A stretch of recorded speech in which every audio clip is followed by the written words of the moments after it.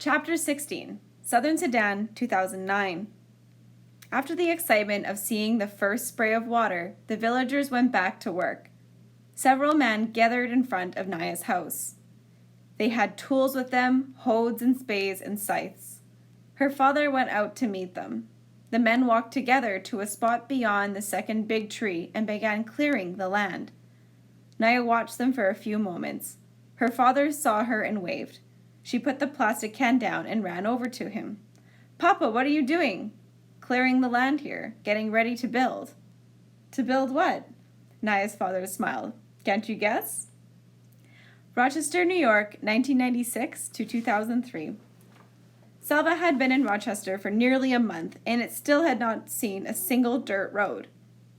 Unlike Southern Sudan, it seemed that here in America, every road was paved. At times, the cars whizzed by so fast, he was amazed that anyone on foot could cross safely.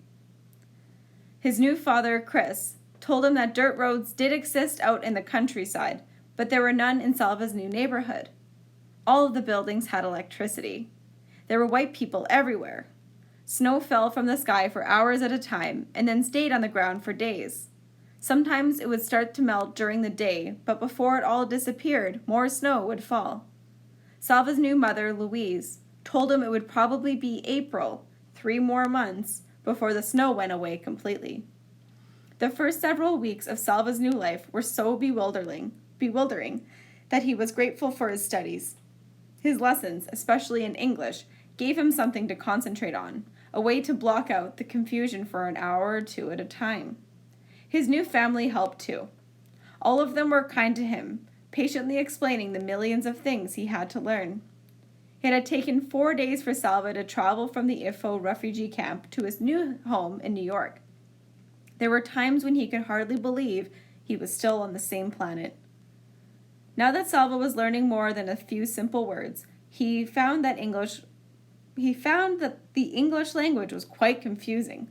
Letters like O-U-G-H, rough, thought, fought, through, bow?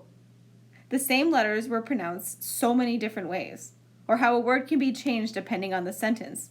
You said chickens when you meant the living birds that walked and squawked and laid eggs, but it was chicken with no S when it was on your plate ready to be eaten. "We're having chicken for dinner." That was correct, even if you had cooked 100 chickens. Sometimes he wondered if he would ever be able to speak and read English well. But slowly, with hours of hard work over the months and years, his English improved. Remembering Michael, Salva also joined a volleyball team.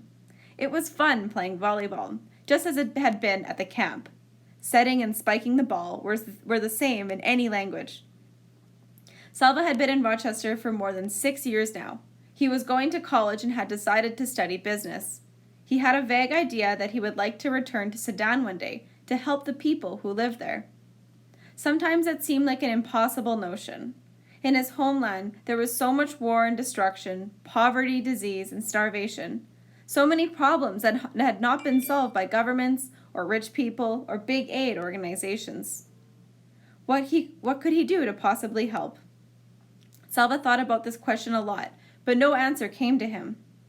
One evening, at the end of a long day of study, Salva sat down at the family computer and opened his email. He was surprised to see a message from a cousin of his, someone he barely knew. The cousin was working for a relief agency in Zimbabwe.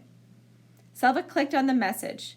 His eyes read the words, but at first his brain could not comprehend them. United Nations Clinic. Your father. Stomach surgery. Salva read the words again and again. Then he jumped to his feet and ran through the house to find Chris and Louise. "My father!" he shouted. "They have found my father!" After several exchanges of emails, Salva learned that the cousin had not actually seen or spoken to his father. The clinic where his father was recovering was in a remote part of southern Sudan. There was no telephone or mail service, no way of communicating with the clinic staff. The staff kept lists of all of the patients they treated. These lists were submitted to the United Nations aid agencies. Salva's cousin worked for one of the agencies and had seen the name of Salva's father on a list. Salva immediately began planning to travel to Sudan. But with the war still raging, it was very difficult to make arrangements. He had to get permits, fill out dozens of forms, and organize plane flights and car transport in a region where there were no airports or roads.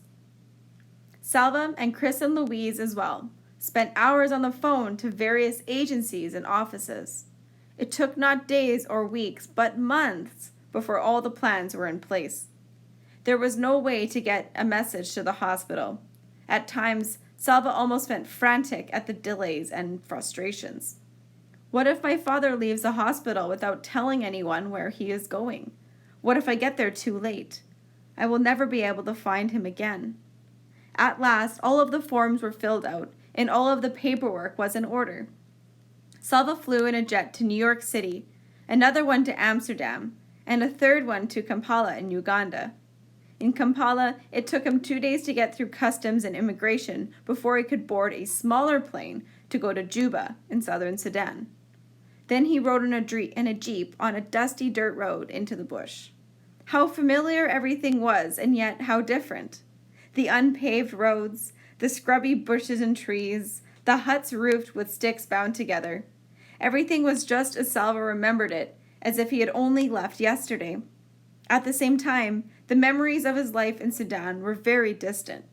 How could memories feel so close and so far away at the same time? After many hours of jolting and bumping along the roads in the jeep, nearly a week of exhausting travel, Salva entered the shanty that served as a recovery room at the makeshift hospital. A white woman stood to greet him. "Hello," he said. "I am looking for a patient named Mawin Dut Arik."